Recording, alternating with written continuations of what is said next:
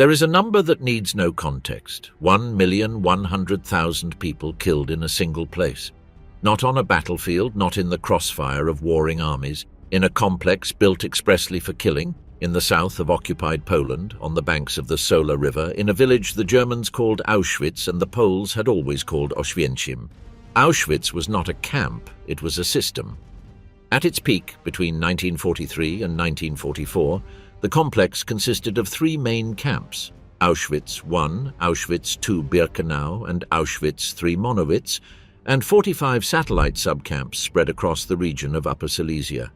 More than 700 hectares of organized terror overseen by thousands of SS men, where every aspect of human existence was regulated down to the last minute with an explicit purpose: to extract useful labor until the body gave out, or to annihilate immediately those who were not useful for the first. Within that electrified perimeter, different categories of prisoners coexisted, and their experiences of the same day at the same hour were radically different. The ordinary prisoner, the one who carried bricks, dug trenches, and marched to the commando under the snow, lived a day different from that of the capo who supervised him, different from that of the forced doctor who worked in the infirmary, different from that of the member of the Sonderkommando who spent his day in the crematoria. They all shared the same camp, the same perimeter, the same Polish sky. But the 24 hours were not the same for any of them. What follows is the account of those 24 hours. 4 a.m., the whistle that had no mercy. 4:15 a.m., a whistle, shrill, long, with no possible transition between sleep and wakefulness. In the summer months, the sky above Birkenau would begin to lighten with a greyish band on the eastern horizon. In winter, the darkness was absolute, and the Polish cold bit with temperatures that in January could drop below 20 degrees Celsius. In any case, the hour did not change. 4:15 a.m. was the wake-up call at Auschwitz II Birkenau, the largest of the three main camps in the complex, and the one that, at its peak population, housed over 90,000 prisoners simultaneously.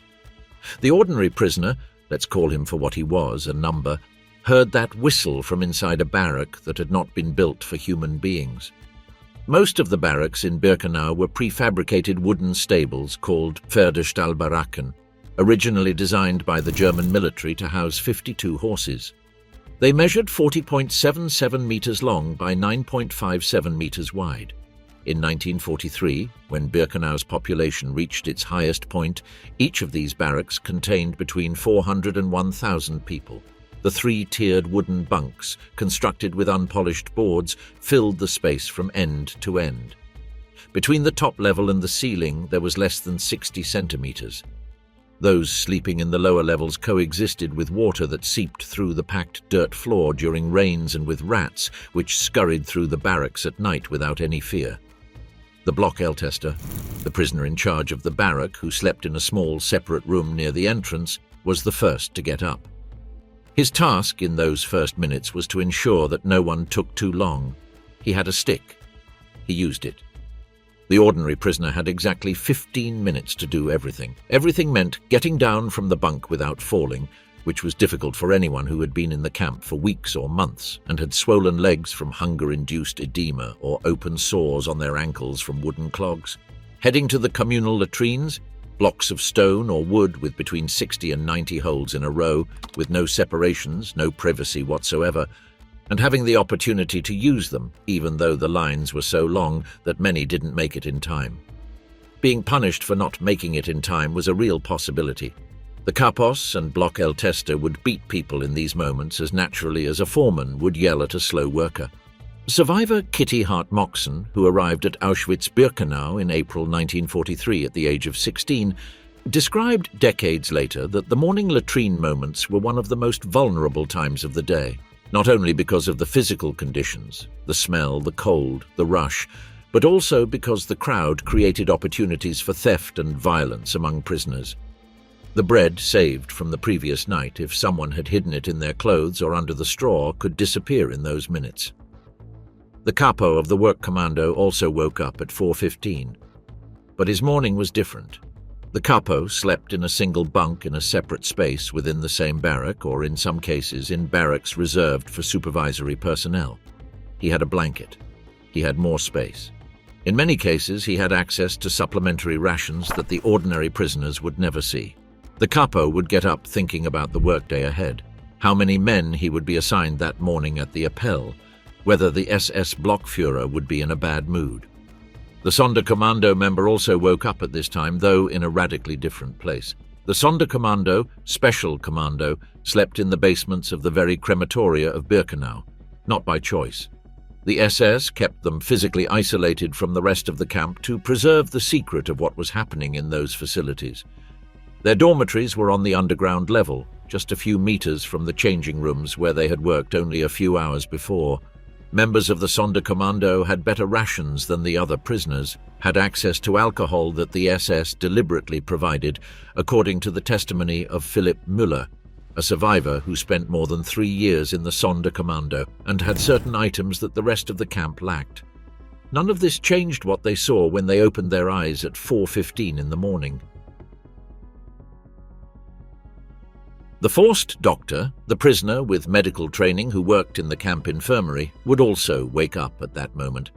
His experience of dawn was different from that of the ordinary prisoner because he knew exactly what awaited him in the following hours, and that knowledge was, in itself, a particular burden. Dr. Berthold Epstein, a Czech pediatrician deported to Auschwitz in 1943 and forced to work in the camp infirmary, testified that the prisoner doctors would begin the day with a mental inventory of how many sick had survived the night, and how many had not, even before crossing the barrack door. 4:30 a.m. The impossible hygiene and the uniform. It is 4:30 in the morning. 15 minutes after the whistle, the prisoners had to be presentable. The concept of hygiene in Auschwitz needs to be precisely defined because the gap between what the SS demanded and what the prisoners could physically achieve was part of the humiliation and punishment mechanism that structured every moment of the day. In the early years of the camp, between 1940 and 1941, there were no washing facilities. The Polish prisoners who arrived on the first official transport to Auschwitz, 728 men from the city of Tarnow on June 14, 1940, did not find running water in the barracks. When communal wash basins were installed starting in 1942, they consisted of rows of concrete or metal basins with spaced-out taps. There was no soap in the standard distribution. There were no towels. The water was cold at any time of the year, and there was no time. The time allocated for morning washing was, in practice, what was left between the latrines and the moment when the Blockel-tester began shouting that it was time to line up. According to testimonies collected during the Frankfurt trial between 1963 and 1965, this time ranged from 3 to 8 minutes. For a prisoner with open wounds on their feet, with the body numb from cold and hunger, splashing cold water on their face was all they could do. The condition of the uniform had to be in order. That was the rule. The uniforms consisted of a shirt and trousers in striped fabric, navy blue and white, made from a mixture of linen and wood fibers, a fabric that did not insulate from the cold, decomposed quickly with sweat and rain, and rubbed the skin mercilessly. There was no underwear in the early years. In winter, some prisoners wrapped their feet in rags before putting on wooden clogs, if they had rags available. The wooden clogs were in themselves an instrument of slow physical destruction. The rigid sole did not adapt to the foot. The raw wooden edges rubbed the ankles and heels with every step. On the uneven and wet ground of Birkenau, each workday added new abrasions. Without bandages, without basic medication, these abrasions became infected. Foot infections, in the absence of treatment, progressed to cellulitis, fasciitis, and in extreme cases, gangrene. Several testimonies from the Frankfurt trial describe the sight of prisoners arriving at the Appell limping on one healthy foot and the other already damaged, supported by the fear of the punishment that would follow if they fell. Above the uniform was the number. The tattooing system was introduced at Auschwitz in 1941, initially for Soviet prisoners of war, and extended to all prisoners starting in 1942. It was the only concentration camp in the entire SS network where tattooing prisoners was standard practice. The number was marked on the left forearm with a metal needle and Indian ink. The records of the Auschwitz-Birkenau State Museum document that the numbering system changed several times over the years, with different series for men, women, Jews, Roma, and Soviet prisoners of war. That number was all that remained of the identity. The ordinary prisoner who put on their uniform at 4:30 in the morning no longer had an official name. In the mouths of the guards, in the camp records, in the roll call, it was just a number. Prisoners who managed to remember each other by their real names, in whispers, in the few moments of relative privacy that existed, did so as an act of resistance, even though many did not call it that. It was simply the need to remain a person before crossing the door of the barrack. The women in the female sector of Birkenau experienced this moment differently. The female sector, BIA and BIB, had its own washing facilities, also inadequate, but with an added burden that the testimonies of the survivors consistently describe. The total absence of privacy and the constant exposure to the gaze of guards, Karpos and Blockeltester during hygiene moments created a systematic humiliation that went beyond the physical conditions. SS Oberaufseherin Maria Mandel, responsible for the operations of the female camp in Birkenau from October 1942 to November 1944, had established a regime where personal hygiene inspections could take place at any time and where not meeting the required presentation standards, presentation required of people who lived on 1 liter of soup a day and without soap, was grounds for punishment. Mandel was sentenced and executed on January 24, 1948 in Krakow. 5 a.m. The morning roll call. 5 a.m. in the morning. The Morgenappell, the morning roll call. All the prisoners in the camp had to report to the Appellplatz, the central square, and stand in formation of 5 in perfect rows, while the SS Blockführer walked through the rows counting. The count lasted as long as it took for the numbers to add up. There was no maximum time limit. There was no consideration for the temperature, the rain, the snow, or for the physical state of those standing in formation. In Birkenau, the central Appellplatz was a strip of compacted earth crossing the main axis of the camp from east to west. At the times of highest population, more than 80,000 people could be simultaneously standing in that space in blocks separated by sector. The SS Rapportführer, the non-commissioned officer responsible for the total count, received the numbers from each SS Blockführer and added them up. If the total did not match the record from the previous day plus the new arrivals and minus the reported deaths, the entire camp waited, standing, motionless, in silence. When the count didn't match, the consequence was immediate. The reasons for discrepancies were numerous. The most common was that someone had died during the night and the body hadn't been moved or reported correctly. In that case, the body was dragged from the barracks and placed in front of the formation of the corresponding block to make the number match.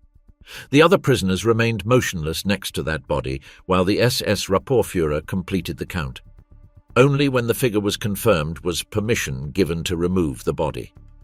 Primo Levi, an Italian chemist deported to Auschwitz in February 1944 with the number 174.517, described the winter appel as one of the most devastating experiences in the camp, standing in the dark with the cold entering through the thin fabric of the uniform, with his feet aching inside the wet clogs, waiting without knowing for how long, unable to move, unable to speak, looking ahead at nothing while the numbers matched or didn't match in the mind of someone who didn't care what that waiting meant for the body's waiting. The testimonies collected by the Polish Commission for the Investigation of Nazi Crimes show that on several occasions, the morning roll call lasted more than 3 hours when there were discrepancies in the count. In documented cases of escape attempts, the punishment roll call could last the entire following night, with the whole camp standing for hours in the cold. The most documented punishment roll call occurred in July 1940. When a prisoner escaped from Auschwitz I, the 1,200 prisoners in the camp at that time were kept in formation for 20 consecutive hours, without food or water, standing on the Appellplatz, until the fugitive was found hiding in a pile of wood within the perimeter. As an additional reprisal, 10 prisoners chosen at random were taken to Block 11, the punishment block, where they died of starvation. For the capo, the morning roll call was the moment when his power for the day was consolidated. While the SS Blockführer walked through the rows noting numbers, the capos mentally classified their men, assessed who was fit to work and who wasn't, and made decisions about the composition of their commando for the day. A capo who handed over too many sick men to the SS Arbeitseinsatzführer, the officer responsible for distributing labor, could lose his position. A capo who sent men to work who then collapsed at the worksite also lost his position. The balance between these two pressures was the arithmetic of power within the camp. The prisoner doctor observed the appel with a clinical eye that no one had asked him to develop, but which the camp had instilled in him out of necessity. During the formation, while maintaining the required stance of standing and silence, he would identify in the rows those who were about to collapse. The visible edema in the legs, the particular pallor indicating the onset of hypothermia, the rigidity in the neck signaling meningitis. Mentally, he took notes. Then he would try to reach those people before the SS medical selection did. The Sonderkommando formed in a separate appell from the rest of the camp in the sector adjacent to the crematories. Their numbers were counted separately. The SS Unterscharführer responsible for the Sonderkommando knew them all by number and name because the nature of their work required more direct supervision than that of the other commandos. They were witnesses. This made them valuable and, at the same time, condemned from the outset. 5:45 a.m. The breakfast that was not breakfast. 5:45 a.m. After the morning roll call and before the departure of the commandos, what the camp administration officially called breakfast was distributed. Calling it breakfast requires an effort of definition because the distance between that name and what was actually given was part of the structural cruelty of the system. It consisted of approximately 300 milliliters of a warm liquid that the SS called Ersatzkaffee, substitute coffee, or herbal infusion. In practice, testimonies agree in describing something indistinguishable from hot water with a barely perceptible bitter taste. There was no sugar, there was no milk, there was nothing solid. The bread assigned for the day, between 250 and 300 grams of dark rye bread with corn flour, dense and compact, was sometimes delivered at this time and sometimes at noon or in the afternoon, depending on the block tester. This irregularity in the timing of the distribution was, in itself, a form of control. Not knowing when the next solid ration would arrive meant not being able to calculate when to eat, not being able to plan the distribution of hunger throughout the day. The bread dilemma was one of the most difficult decisions of the day for any ordinary prisoner. Eating it all at once offered the advantage of immediate caloric warmth before work, but left the rest of the day and night without anything solid. Saving it risked theft. In the Birkenau barracks, bread disappeared. The strategies for preserving it were numerous and all imperfect, hiding it inside the uniform against the body, placing it under the head during the night, giving it to a trusted person to keep. Wisław Kieler, prisoner number 290 of the first transport to Auschwitz and author of the memoir Annus Mundi published in 1972, described that in the first months he learned to eat the bread in 3 exact parts distributed throughout the day, and that this self-control over the instinct to devour it all at once was one of the first conscious survival decisions he made in the camp. The total daily caloric ration of a prisoner in Auschwitz in 1942 has been calculated by Dr. Franciszek Piper of the Auschwitz-Birkenau State Institute at approximately 1,300 to 1,700 kilocalories. Doing 12 or more hours of strenuous physical work, the human body requires between 3,000 and 4,000 kilocalories to maintain its weight. The difference between what was given and what the body needed was the distance between life and death, measured in weeks. The effects of this chronic malnutrition followed a precise medical progression. Hunger edema, the accumulation of fluid in the subcutaneous tissues caused by severe protein deficiency, caused the legs and belly of prisoners to swell grotesquely while the rest of the body wasted away. Skin ulcers appeared in areas where bones protruded under the skin. Chronic diarrhea, caused by both malnutrition and intestinal infections that proliferated in the unsanitary latrines, constantly dehydrated. Leaving formation or work to go to the latrines could cost a beating. Staying in formation and defecating on oneself meant humiliation that the camp made habitual. Michał Żółkowski, one of the first prisoners of Auschwitz, remembered that at night, sick prisoners who got up to go to the latrine buckets in the barrack often defecated on top of others who were sleeping on the floor because the bunk beds were not enough for everyone and the aisle between them was occupied by bodies lying down. The capo ate differently. The rations of the capos did not follow the same regime as those of the ordinary prisoner. The capo received an official standard ration, just like any prisoner, but their position gave them real access to what the others only saw from afar, the bottom of the soup container, denser and more nutritious than the watery surface received by those at the front of the line. The possibility of repeating in the kitchen, access to the portion of margarine or the piece of sausage that in theory was supposed to be distributed equally but in practice arrived whole in the hands of the person with power over the distribution. The Blockeltester who controlled the distribution of bread and soup was the central node of the power system of the barrack. His favor could mean a slightly larger ration or the privilege of being at the end of the soup line. His enmity could mean the smallest ration, the position in the line that received the clearest liquid or outright exclusion from certain benefits. All of this was absolutely forbidden by the SSS regulations and occurred every day in every barrack. The member of the Sonderkommando had breakfast with what they had in their underground space. Their rations were objectively superior to those of the rest of the camp. More bread, margarine more regularly. Occasional access to sausages and canned goods from the confiscated luggage of deportees. The SS provided these better rations because they needed the Sonderkommando to maintain the physical strength necessary for their work, which was physically exhausting as well as psychologically devastating. Philipp Müller described these meals as one of the most disturbing aspects of his existence in the Sonderkommando. Eating well, relatively, while everything else happened just meters away, was a form of material complicity that the stomach executed without asking permission from the conscience. 6 a.m., the door opens, the march and the music. At 6 a.m., the door of Auschwitz opened. Above it, in wrought iron letters made by the prisoner Janusz Skretuski Thorun in the camp's own blacksmith shop, the inscription Arbeit macht frei remained. Work makes you free. It was a lie imposed by order of Rudolf Höss in the early months of the camp. There was no redemption possible at that threshold. What did exist at the door was the orchestra. Created in July 1941 by the initiative of SS Hauptsturmführer Hans Schwarzhuber, the Auschwitz Orchestra began as a group of about a dozen prisoner musicians who played marches while the commandos left at dawn and returned at dusk. The function was administrative. The music marked the pace, the prisoners marched 5 abreast to the rhythm, and the guards could count without halting the columns. Over time, the orchestra grew to nearly 100 members. The repertoire included German military marches, among them Radetzky Marsch by Johann Strauss Sr. and Alte Kameraden by the composer Karl Teicher, and occasionally melodies from Viennese operettas. The contrast between these bright melodies and the physical state of those marching to the beat was part of the humiliation mechanism. The music did not soften anything. It formalized the horror with the structure of a parade.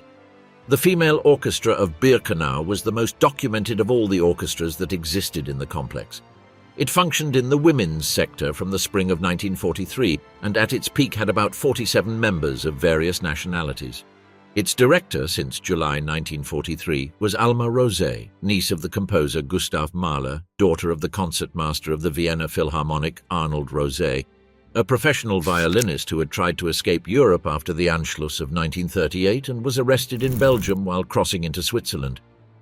She imposed on her group the standards of a professional conservatory because she knew that a dispensable orchestra was a doomed orchestra. It was the only available collective survival strategy. The survivor Fania Fenelon, a French singer and member of the orchestra, published her memoirs in Playing for Time in 1976 and described Alma Rosé as a woman who had transferred the absolutes of the professional stage into the camp, without the reality of what surrounded the orchestra being able to bend them. Alma Rosé died at Auschwitz on April 4, 1944, under circumstances that were never clarified. She was 37 years old. Being a musician was a privilege that could mean the difference between life and death. The orchestra members did not perform exhausting labor, and their functional value for the SS protected them from the most immediate selections. But there was a psychological price that several of them described. Playing cheerful marches while men and women, dying, left for the work that would kill them was a forced complicity that the camp instilled in each one without asking permission. The work commandos left in columns of 5. The assignment of a prisoner to a specific commando depended on the profession declared during the intake process at the camp, on the changing needs for labor, and on the internal system of influence. The SS Arbeitseinsatzführer, the officer responsible for labor distribution, kept records of which prisoners went to which commando. In the internal vocabulary of the camp, there were good commandos and bad commandos, and the difference was not abstract. It was the difference between lasting weeks or lasting months. The good commandos were those that worked indoors, with less physical exertion and the possibility of access to heat or additional food. The kitchen commando was the most coveted. Proximity to food in an environment of chronic hunger had an incalculable survival value. Those in tailoring and shoemaking were also relatively less lethal because the products made had direct value for the SS, which protected the more skilled workers from the most immediate arbitrariness. The construction commando was different. Birkenau was built on swampy land, poorly drained, full of insects in the summer and freezing in the winter. The prisoners in the construction commandos dug foundations in saturated soil, transported bricks and loaded one-wheeled carts that sank into the mud. Without gloves, without proper boots, without tools in good condition. The kapos measured performance visually. If a cart stopped, the blow would come. If the prisoner fell, the capo decided whether it was worth it for him to get up. The Strafkommando, the punishment commando, was the most explicit instrument of destruction in the system. Assigned to prisoners who had committed serious infractions, it received reduced rations and the most physically devastating tasks available, draining 2-meter trenches in saturated soil, transporting maximum loads, forced pace without pause. Testimonies from the Frankfurt trial described their return to the camp at dusk as a procession of figures who could barely hold themselves up. The survivor Halina Birnbaum, a Polish writer who went through Auschwitz, described seeing the Strafkommando return to the camp as something that resembled more a dragging than a march. The kapos leading each column had broad powers. They could beat without formally reporting it to the SS guard. Below the capo was the Vorarbeiter, the foreman, who supervised smaller groups, timed the production, and reported to the capo on who was performing and who was not. This three-tiered structure, SS, capo, Vorarbeiter, ensured that no point of forced labor went without surveillance and that the weight of the system was distributed downwards through the prisoners themselves. When the last commando passed through the door, the orchestra put away its instruments. The camp became almost empty. Only the house commandos, prisoners assigned to internal work, cleaning the barracks, emptying the latrines, maintenance, remained inside the perimeter, and the sick, and the dead from the night waiting to be taken away. 8 a.m. Work, 12 hours against the body, 8 a.m. 2 hours after the departure, the commandos were at their workstations. The work at Auschwitz was not primarily aimed at producing wealth. Rudolf Höss wrote in his memoirs that he received explicit instructions from Heinrich Himmler that prisoners were to be employed until their total exhaustion, and that the pace of destruction through labor was as acceptable as any other form of extermination, as long as it met the needs of the Reich. This was not a later interpretation by historians. It was part of the SS doctrine, and it was applied consistently. The workday at Auschwitz varied depending on the period. In the early years of the camp, between 1940 and 1941, the workday could extend up to 14 hours in summer. Starting in 1942, with the rationalization imposed by the inspection of concentration camps under the command of SS Gruppenführer Richard Glucks, the standard workday was set at 11 hours of actual work, though in practice it depended on the commando and the capo. For the ordinary prisoner assigned to a construction commando in Birkenau, 8 a.m. already meant 2 hours of sustained effort. The ground of Birkenau, clayey, waterlogged, frozen in winter and muddy in spring, was a constant enemy. The available tools were minimal: shovels, picks, wheelbarrows. The production quotas, cubic meters of earth moved, linear meters of trench dug, number of loads transported, were set by the SS overseers and communicated to the capo, who then passed them down with the implicit or explicit threat of the consequences of not meeting them. The testimonies of Wisław Kielar describe in detail what it meant not to meet the quota. The capo had 3 options: beat the lagging prisoner, report them to the SS as lazy, with the risk of formal punishment for both the prisoner and, potentially, the capo for not extracting enough productivity or distribute the lagging prisoner's load among the rest of the commando, which created internal resentment and tension within the group. The more experienced capos preferred the first option. It was immediate, visible, and did not generate paperwork. The relationship between the prisoner and the capo was the central axis of the workday. The capo lived in a permanent balance between two opposing pressures. Above him were the SS guards and the SS Unterscharführer, who supervised the commando, demanding production and punishing capos whose collective performance was insufficient. Below him were the prisoners, who depended on him to survive the day and who sometimes tried to negotiate, to the extent that negotiation was possible in that context, slightly less lethal conditions. The capo who found a viable balance between these two pressures survived in their position. The one who leaned too far toward unlimited cruelty lost the usefulness of having prisoners who could work. The one who softened too much lost their position. Primo Levi described the capo Alex, whose last name he never managed to find out, in If This Is a Man, as a man who beat out of habit more than calculated cruelty, which did not make the blows less painful but made them predictable, and in the universe of Auschwitz, predictability had a value that would be incomprehensible outside the camp. For the prisoner doctor, the work morning began in the infirmary. The Revier, the informal name for the infirmary, was a space that concentrated one of the sharpest paradoxes of the camp. It was the only place where a prisoner could receive something resembling medical care, and at the same time, it was one of the places where selections for death took place with the greatest regularity. Entering the Revier was a calculated gamble that every sick prisoner had to make for themselves. Was it worth risking the medical selection by the SS in exchange for a few days of rest that could make the difference between staying functional or collapsing permanently? Dr. Berthold Epstein organized the mornings in the infirmary with the resources he had, which were minimal. The medications available for sick prisoners, aside from those allocated to the experiments of Mengele and other SS doctors, were grossly insufficient. Acetyl salicylic acid was scarce. Antibiotics were practically non-existent for ordinary prisoners.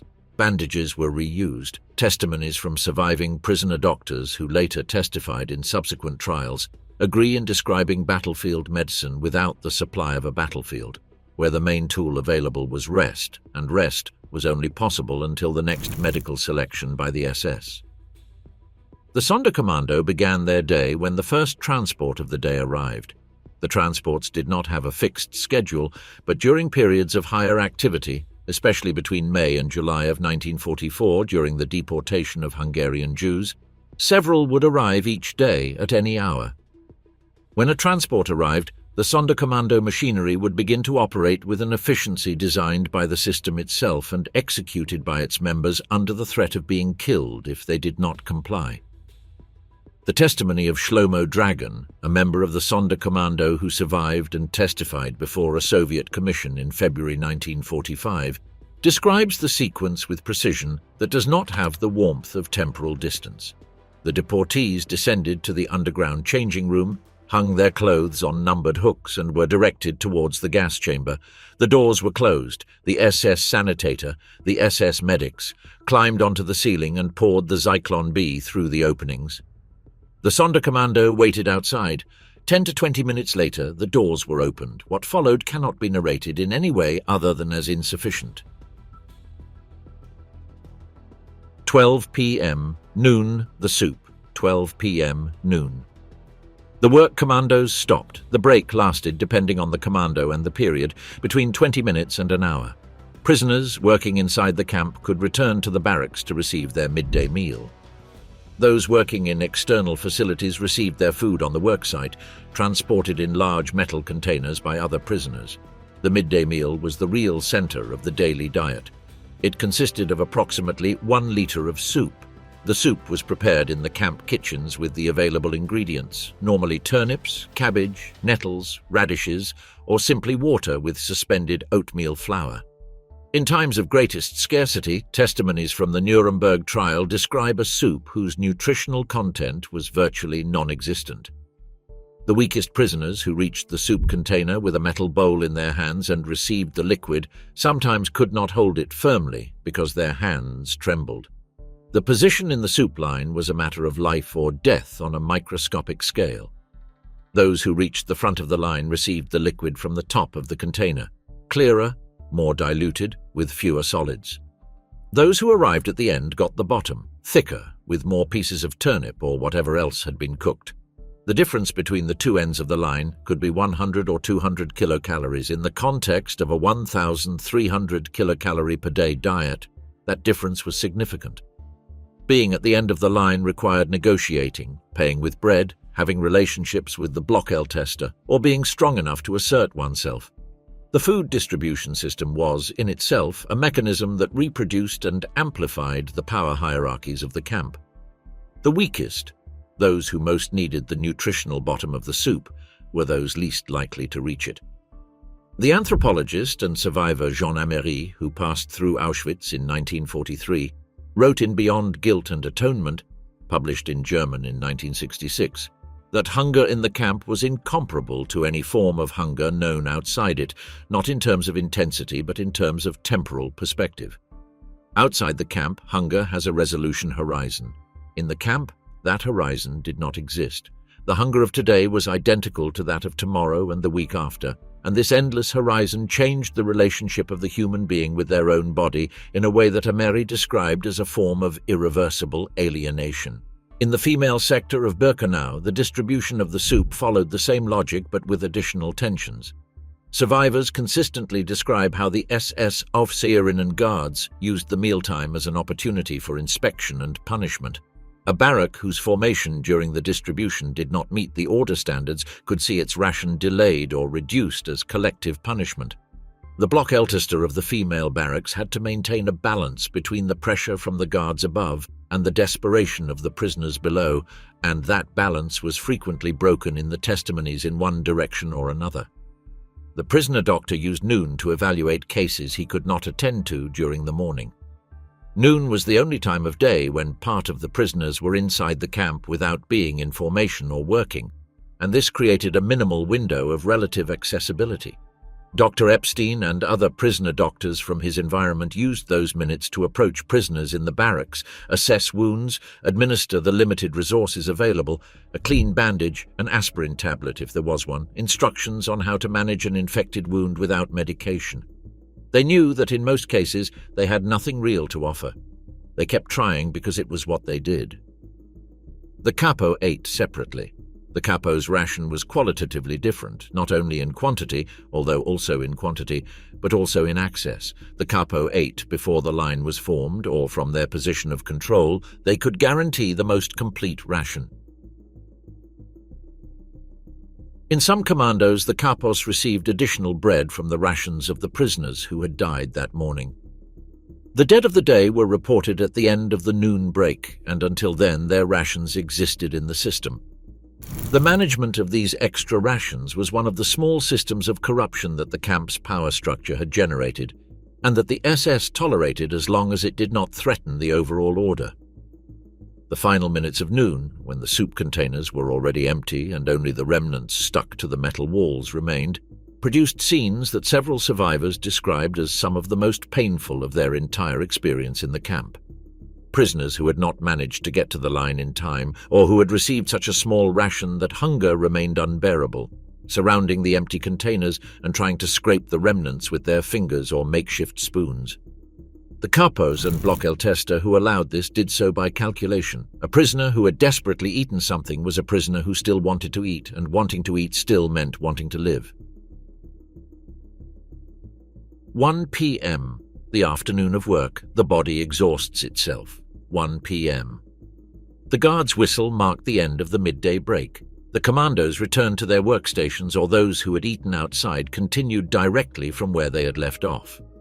The afternoon of work was, for most of the ordinary prisoners, harder than the morning. The brief lunchtime break had replenished nothing, but it had interrupted the state of sustained effort, so the body had to restart from a point of greater fatigue than in the morning, with fewer reserves. The afternoon light in winter disappeared at around 3 or 4 p.m. over Birkenau. When it got dark, the commandos working outside continued under the light of the spotlight towers or under portable lamps carried by the guards themselves.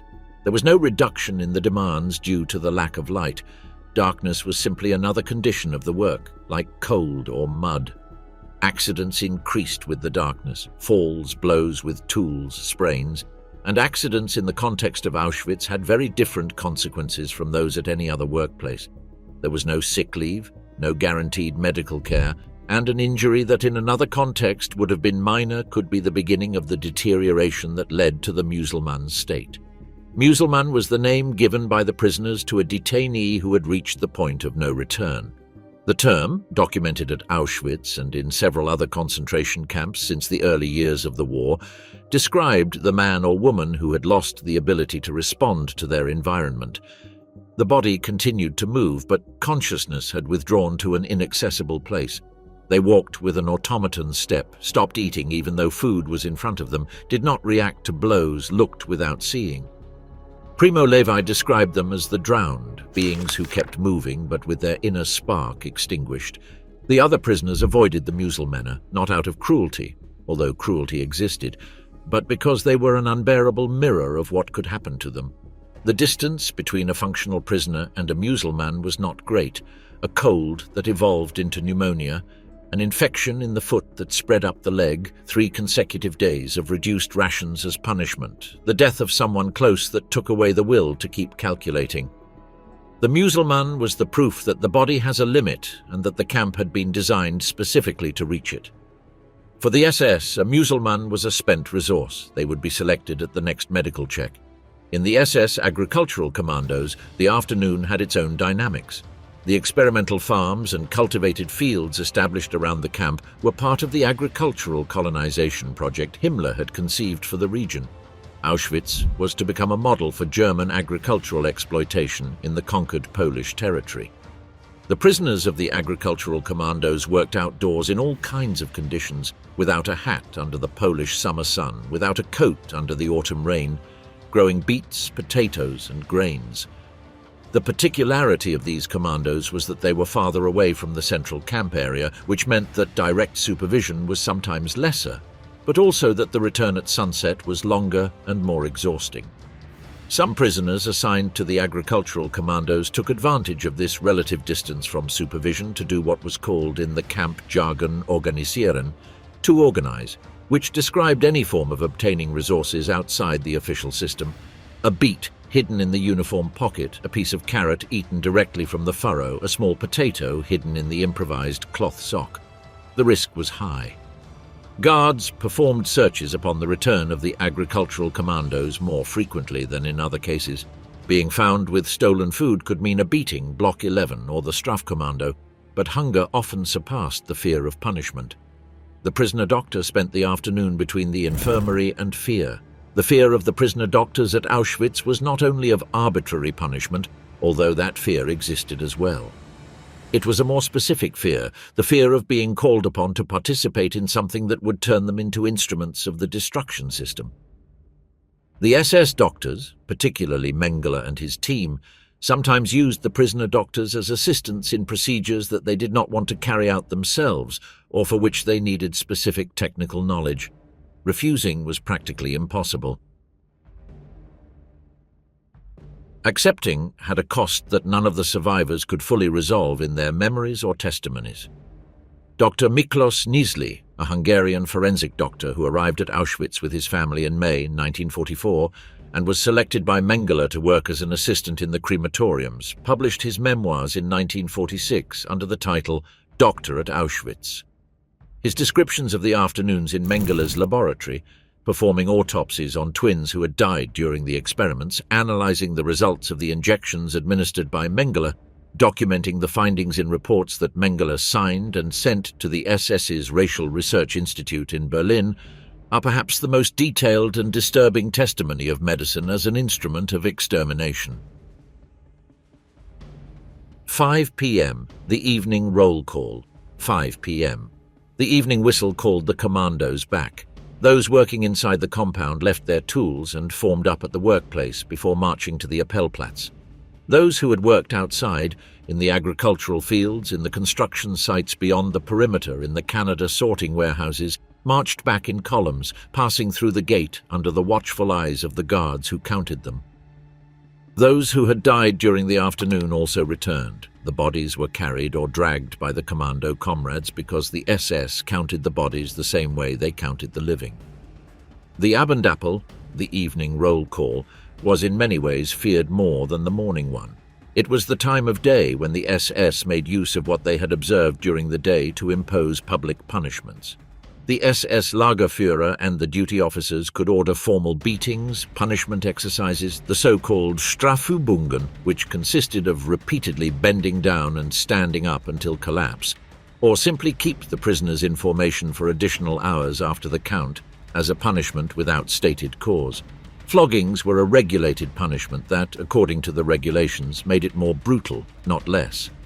The Lagerordnung, the camp regulations, stipulated that the flogging had to be carried out with the knowledge and signature of the commander and that the maximum number was 25.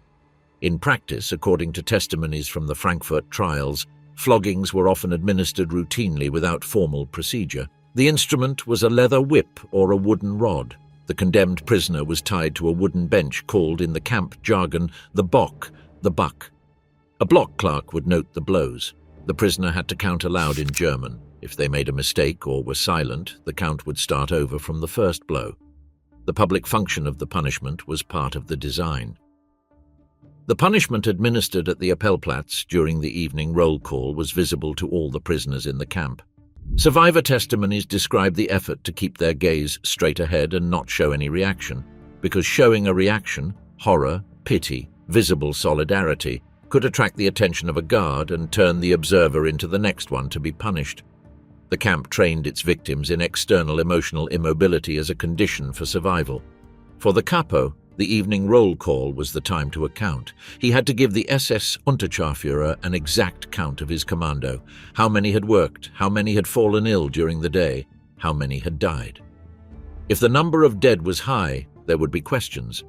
If the commando's performance was insufficient according to the SS supervisor's criteria, there would be questions. The capo who left the evening roll call without receiving a punishment or warning considered the day to have been relatively good. The Sonderkommando finished its day when the last transport of the day had been processed. During periods of higher activity, this could happen well into the afternoon or even at dusk. The members of the Sonderkommando returned to their underground dormitories physically exhausted and bearing the weight of what they had done that day. The alcohol regularly provided by the SS was consumed during those hours of transition between the day and the attempt to sleep. Zalman Gradowski, who buried his writings in a jar near the crematorium before dying in the October 1944 uprising, described those hours as the time when the mind tried to detach itself from the body, as if it were different bodies that had done the work. 7 p.m., the free time that wasn't free. 7 p.m. After the Abendappel with the count completed and the punishments of the day administered, the order to disperse was given. The prisoners had between 30 and 45 minutes before the silence signal. It was the only fragment of the day that wasn't completely regulated, and in it were condensed survival strategies, forms of resistance, and also the most devastating betrayals. The first thing, always, was food. Dinner, which at certain times consisted of an additional ration of 150 to 200 grams of bread, sometimes with a spoonful of margarine or a piece of sausage of dubious quality, and at other times nothing at all, was distributed in the barracks or had already been distributed before the Abendappel. Keeping part of that dinner for the early morning was risky because it could be stolen. Eating it all immediately had the appeal of immediate relief, but left the early hours with nothing. It was the same arithmetic of hunger that governed every decision of the day, now in its nighttime version. The black market in Auschwitz was a real institution. The Canada, the area of the camp where the belongings confiscated from the deportees were stored and sorted, generated a constant flow of objects circulating through the camp during these hours of relative freedom. The prisoners working to sort clothes and luggage in Canada had access to items that had enormous value in the camp: preserved food, medicine, extra clothes, cigarettes. A pack of cigarettes was worth in the Auschwitz black market, according to testimonies from several survivors of the Frankfurt trial, between 4 and 8 rations of bread. Cigarettes were the real currency of the camp. The exchange occurred in whispers along the walls of the barracks, in the spaces between bunks, in the hallways of the Appellplatz when the guards weren't looking directly. It was a parallel economy system that the SS tolerated, partly because it favored the collaboration of privileged prisoners with the general order of the camp, and partly because its elimination would have required an internal surveillance that was impossible to maintain. The SS guards who participated in the black market, exchanging cigarettes or food for valuable objects from the prisoners, were documented in the SS archives as a recurring disciplinary issue. Primo Levi described those minutes of free time as the only moment of the day when the mind could function. Not in the sense of thinking clearly, hunger and exhaustion made that impossible, but in the sense that there was a minimal fraction of time not occupied by immediate terror. In that space, some prisoners talked, not about the camp, because talking about the camp aloud was dangerous and redundant. They talked about what was there before: cities, jobs, recipes, people's names. This verbal retrieval of the outside world to the camp was one of the few ways available to keep active the idea that they had existed as individuals before that tattooed number on their forearm. The camp named people by numbers. Speaking with a proper name in those minutes was an act with the specific weight of resistance. For the prisoner doctor, the afternoon was also the time to try to write. Writing was absolutely forbidden. Possessing a pencil or paper could cost you your life.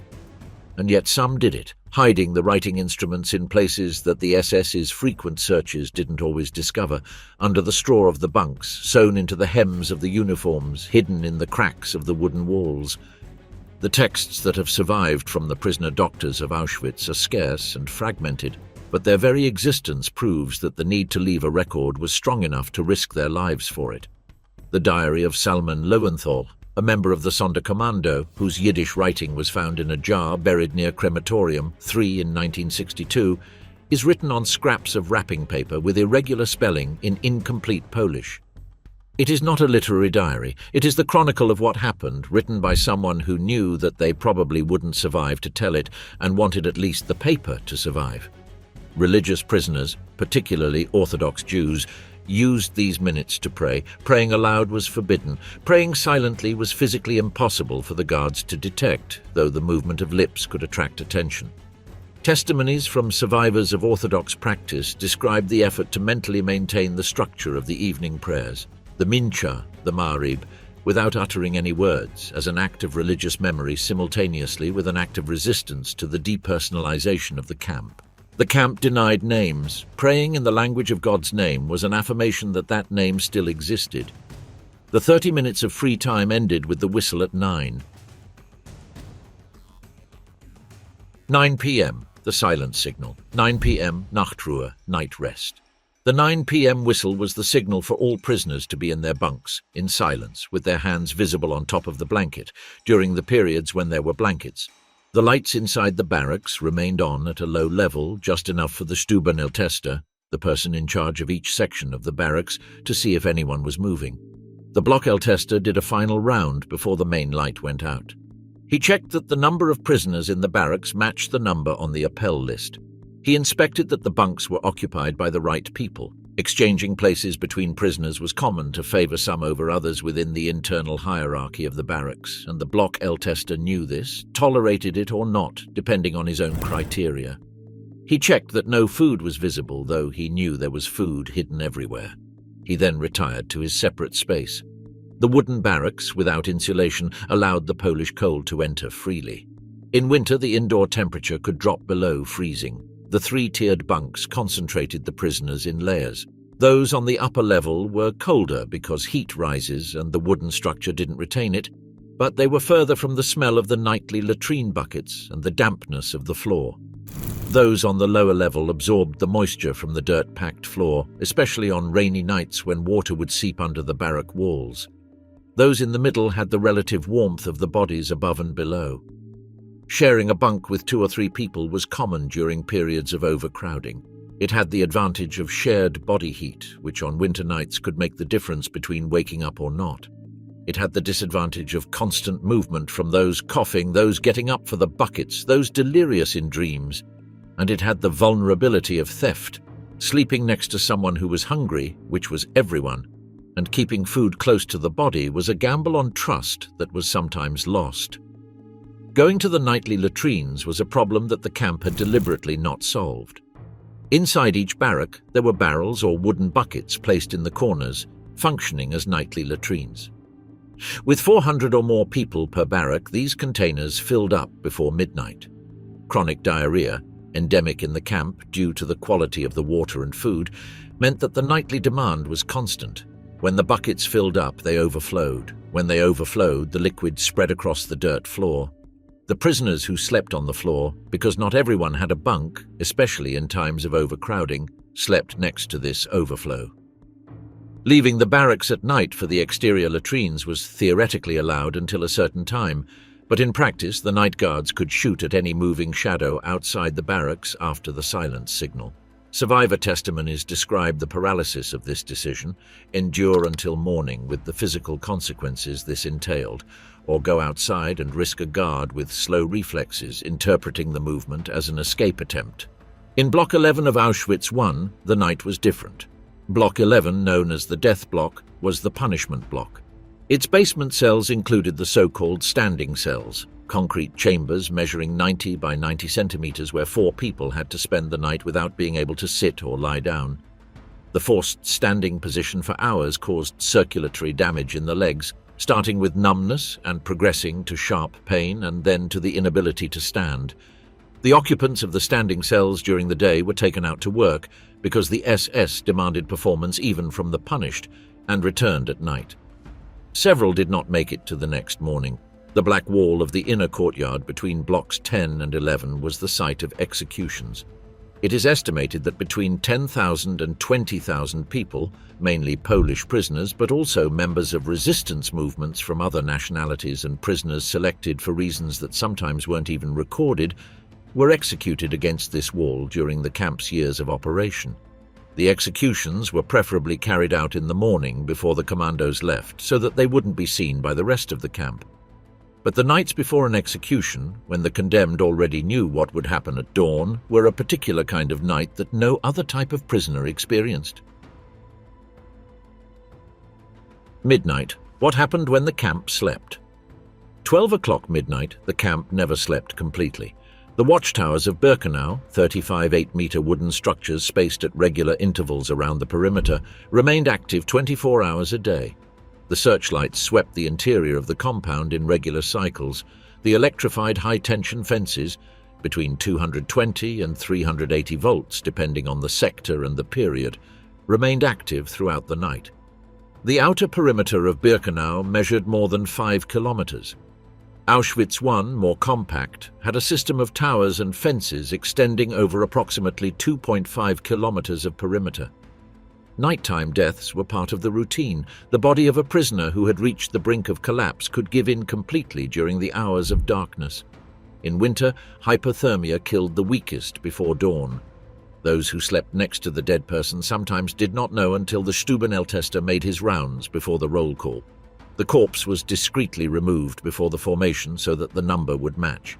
The SS night guards had their own instructions. The interior patrols between the barracks blocks were carried out at irregular intervals to make it harder for the prisoners to predict times of lesser vigilance. The night guards were authorized to shoot without warning any prisoner they found outside their barracks after the curfew. Several documented nighttime incidents in the SS archives describe shootings of prisoners who went to the latrines or who simply had gotten up due to fever delirium and had crossed the barrack door without knowing what they were doing. In the SS quarters, just a few hundred meters from the prisoners' barracks, midnight was different. The SS personnel facilities in the Auschwitz complex included apartment blocks for non-commissioned officers and their families, a casino with a bar, a theater, a cinema room, and a swimming pool for summer use. Commander Rudolf Höss lived with his wife Hedwig and their 5 children in a 2-story villa right next to the outer wall of Auschwitz I, with a garden, a domestic service of female prisoners, flowers planted in the garden by one of these prisoners and watered every afternoon. Höss wrote about this coexistence in his memoirs without the ability to understand what he was describing. He mentioned that work exhausted him, that he had trouble sleeping, that he felt the weight of the responsibility of such a complex management. He did not link this exhaustion to the nature of what he had built. What he saw from his garden was logistics, capacity problems, performance quotas. The block El Tester of midnight sometimes did something that no one had asked them to do. The testimonies of survivors include, among the vast majority of accounts of brutality and arbitrariness, a few stories of Block El Tester who, at night when the guards were absent and the barracks were asleep, quietly redistributed additional portions of bread to the weaker prisoners, or who whispered to certain prisoners that they would be included in a medical selection the next day so they would have time to prepare or try to be transferred. These behaviors existed. They do not change the nature of the system, but they existed, and their existence is part of the full story. Midnight was also the hour when the sick in the Riviere died most frequently. The prisoner doctors who spent the night in the infirmary, it was not always possible because their night presence depended on the authorization of the SS on duty, described midnight as the moment of greatest mortality. The human body has its own cycles, and the severely ill die more often in the coldest hours of the dawn. Without proper heating, without medications, with the internal temperature of the infirmary barracks dropping to near freezing point, dawn was a purge. The corpses were piled up near the entrance of the Revier until dawn, when the Leichenträger, prisoners assigned to transport the bodies, would collect them and take them to the crematorium. 3 a.m. The darkest hours, 3 a.m., a quarter of an hour before the next whistle. For those who had managed to sleep, sleep at 3 in the morning was their deepest point, but also the most fragile. The malnourished and exhausted body slept differently from the healthy body. The sleep was heavier in some ways and more interrupted in others. Nighttime diarrhea, muscle cramps caused by the deficiency of potassium and magnesium that accompanied chronic malnutrition, and the cold that seeped through the wooden walls of the barrack created a constellation of interruptions that made it so few people managed to sleep more than 3 or 4 hours in a row. Nightmares were universal. Prisoners dreamed of food, of their homes, of people who had disappeared, in the selections on the platform, in the punishment appels, on the nights when the barracks had woken up with dead bodies. Primo Levi described in If This Is a Man a recurring nightmare in which he tried to tell someone everything he had lived through, and that person didn't listen or walked away or disappeared before he could finish. It was, he writes, the dream of the impossibility of being a witness. It was also the dream of impunity. The camp existed because no one from the outside knew it in enough detail, or because no one did enough with what they knew. The capo at 3 in the morning was, in most cases, asleep on his individual bunk. But not everyone slept. Some capos, those who had been in the camp the longest, those who had seen enough selections to know that their position didn't make them immortal, it only protected them temporarily, spent parts of the night awake with a kind of insomnia that has no cure because it doesn't arise from anxiety but from calculation. The capo who survived in Auschwitz was not the most brutal nor the weakest. It was the one who managed to maintain a balance between the demands of the SS and the minimal functionality of the prisoners under his charge, day after day, without the system destroying him due to excess on one side or the other. That calculation did not turn off with sleep. For the Sonderkommando, 3 in the morning could be the time of the next call. The transports that arrived at night, which occurred regularly during periods of greater activity, required the Sonderkommando to get up when they arrived, regardless of the hour. There was no formal prior notice for the members of the Sonderkommando. The arrival of a train was the signal. The SS Unterscharführer, responsible for the night shift, would wake the Sonderkommando, who had to be ready and functional in minutes. Philipp Müller described these nighttime awakenings as one of the most dissociative aspects of his existence in the Sonderkommando, waking up from a deep sleep and in 20 minutes being operational in the underground changing room of the crematorium, while the deportees from the newly arrived train received instructions about the hooks and numbers. The mind was constantly seeking a distance between what the body did and what the consciousness knew, and that distance was never enough. 4 a.m., the eve of the next day. It is 4 a.m. in the morning, 15 minutes before the next whistle. The camp was at its most still. The night patrols had been reduced to the guards in the towers who continued their rotation cycles.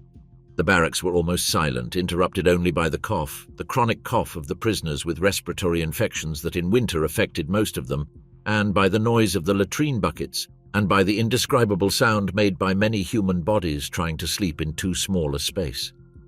In the underground dormitories of the crematoria, some members of the Sonderkommando were awake. Zalman Gradowski wrote in his buried papers that the hours before dawn were the ones he used for writing when the rest of the commandos slept and the surveillance was minimal. He wrote during those hours because they were the only ones not assigned to any task. He wrote about what he had seen, about the people he had seen arrive, about the names he had heard in the changing room when families were still talking to each other, unaware of what awaited them on the other side of the steel door. Gradowski knew that he would likely die in the camp. He wrote so that the paper would not die. The imprisoned doctors who had spent the night in the Revier silently took account of the dead of the night. It was not an emotional count. It could not be, because the camp had long ago installed in them the need for distance between feeling and function. It was a logistical count. How many had died, how many needed immediate attention before the appel, how many could survive the day with the available resources, and how many probably would not.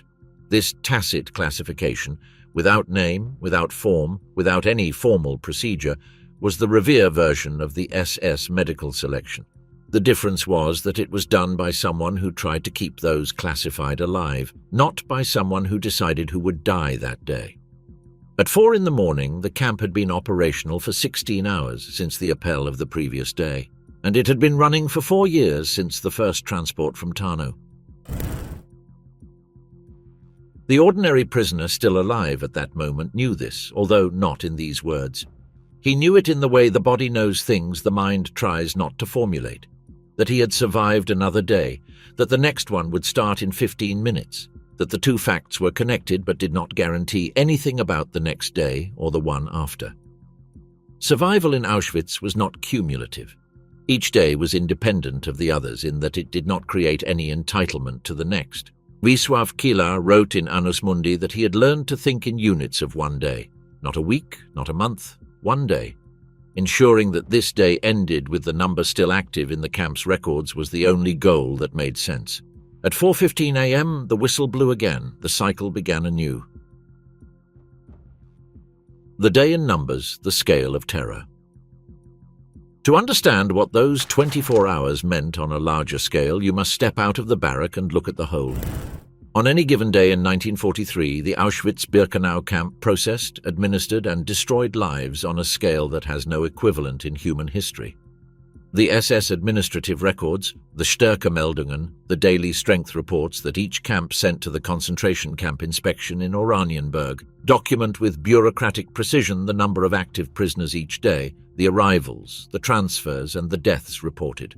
What they do not document, because it did not exist as a registrable category in their forms, is the number of people killed directly in the crematories without ever being registered. Dr. Franciszek Piper, after decades of research at the Auschwitz-Birkenau State Institute, calculated that of the approximately 1.3 million deportees who arrived at Auschwitz between 1940 and 1945, around 900,000, 70%, were killed directly upon arrival without ever being recorded in the camp books. They arrived, descended from the train, were selected to the left, and disappeared. They have no tattooed number. In most cases, they have no name in any record. The 400,000 registered prisoners, those who lived through the routine of the 24 hours described in this script, represented the minority of those who passed through Auschwitz. Of these 400,000 registered, more than 200,000 died in the camp from diseases, starvation, executions, or medical experiments. Those who were released or transferred to other camps before liberation made up the rest. Fewer than 90,000 people who had been registered prisoners at Auschwitz survived the end of the war. Each of these people had lived at some point a version of the 24 hours described in this script.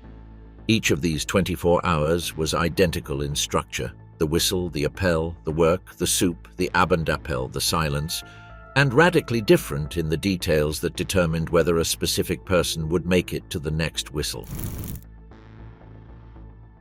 Women, a parallel day. The 24 hours of a woman in Auschwitz-Birkenau unfolded in the same camp under the same general orders, with the same structure of whistles, appels, and work commandos, and yet they were different. Women began arriving in Auschwitz in March 1942, when the first transport of 999 Jewish women from Poprad, Slovakia, was initially housed in separate blocks at Auschwitz I. Starting in August 1942, the female sector of Birkenau, BYA and BIB, began to operate as an independent camp under the supervision of the SS Officerinnen. The female auxiliary guards of the SS Dorn in the female sector had the same physical conditions as the male sector, with an additional layer of vulnerability.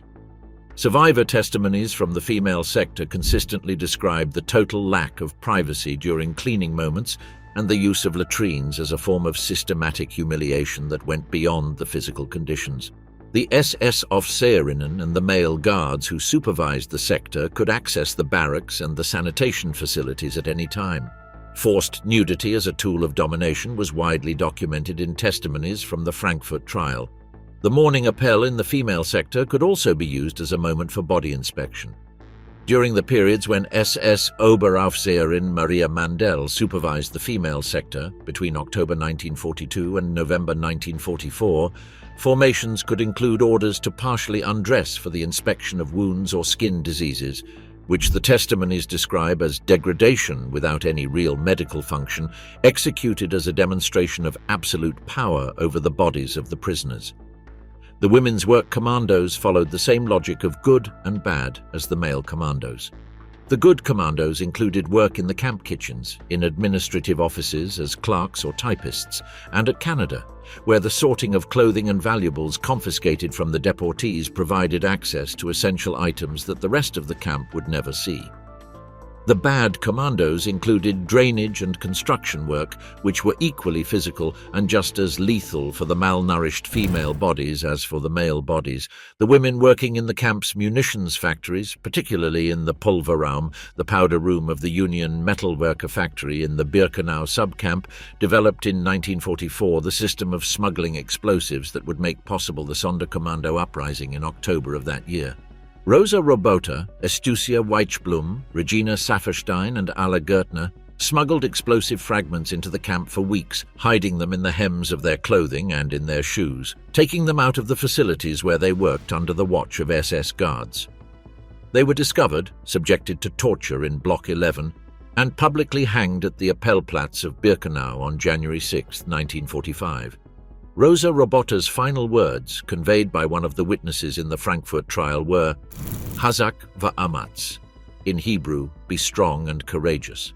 The night in the female sector had the same conditions of cold, hunger, and insufficient space as the male sector, with one additional difference mentioned in several testimonies: the pressure on the younger and healthier women from the Block-L tester or from prisoners in positions of power to provide sexual favors in exchange for protection or rations.